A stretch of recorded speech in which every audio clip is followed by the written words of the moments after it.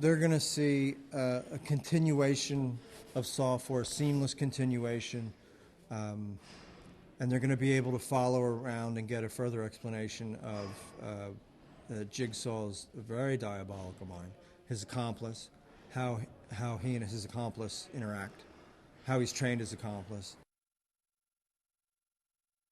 They're going to get more of an explanation of Jigsaw's accomplice, and they're going to get more backstory of what is motivating John/Jigsaw through his wife. To be trapped.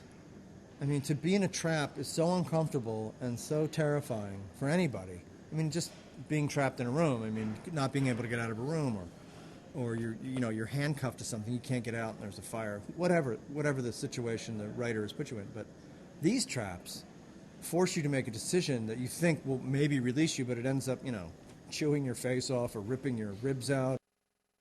People go to horror films because it's not so. They are fascinated with the traps and they are fascinated with the gore and the whatnot. But I think what addicts an audience and makes it keep coming back is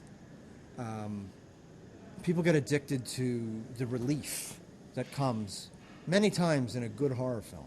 So in a Saw film, let's say you have 5, 6, 7 traps, you're going to have 7, at least, at a minimum, 7 instances where you can just go, oh, that's over. And then the tension builds for the next one, and you're like, oh, God, what's it going to be? What's it going to be? I don't think people like that part of it. They like, that part of it. And that's the addiction. That's what makes people come see the films. I grew up in a town that spawned the likes of John Carpenter, Brian De Palma, and Steven Spielberg. So there's a tradition of real haunted films, especially with the Halloween films. And I did grow up next to a cemetery, and some of my best friends were ghosts. It feels like I've come full circle, ending up in a horror film, actually, because that's how I grew up.